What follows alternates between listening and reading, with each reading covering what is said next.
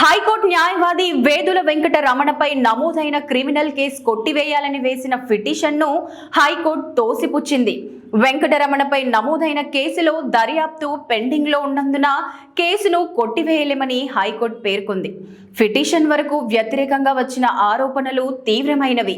ఈ న్యాయస్థానంలోని న్యాయమూర్తులకు లంచం ఇచ్చేందుకు డబ్బు వసూలు చేశాడని వచ్చిన ఆరోపణ న్యాయ వ్యవస్థ స్వతంత్రపైన తీవ్రమైన అవమానాలు రేకెత్తిస్తున్నాయి. న్యాయం అమ్మకానికి గురవుతుందన్న భావనకు దారితీస్తుంది.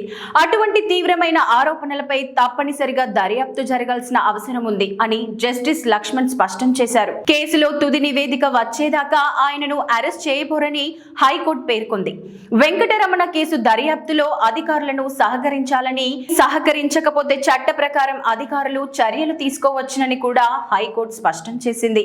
దర్యాప్తు అధికారులు చట్ట ప్రకారం నడుచుకోవాల్సి వస్తుందని పేర్కొంది. దర్యాప్తు అధికారులు చట్ట ప్రకారం నడుచుకోవాలని కోర్టు పేర్కొంది. తన భూమికి సంబంధించిన వివాదంపై సీనియర్ న్యాయవాది వేదుల వెంకటరమణను ఆశ్రయించగా న్యాయమూర్తులను మేనేజ్ చేసి అనుకూల తీర్పు పొందేందుకోసమని తన నుంచి 7 కోట్ల రూపాయలు తీసుకున్నాడని నిమ్మ నారాయణ అనే వ్యక్తి పోలీసులకు ఫిర్యాదు చేశారు.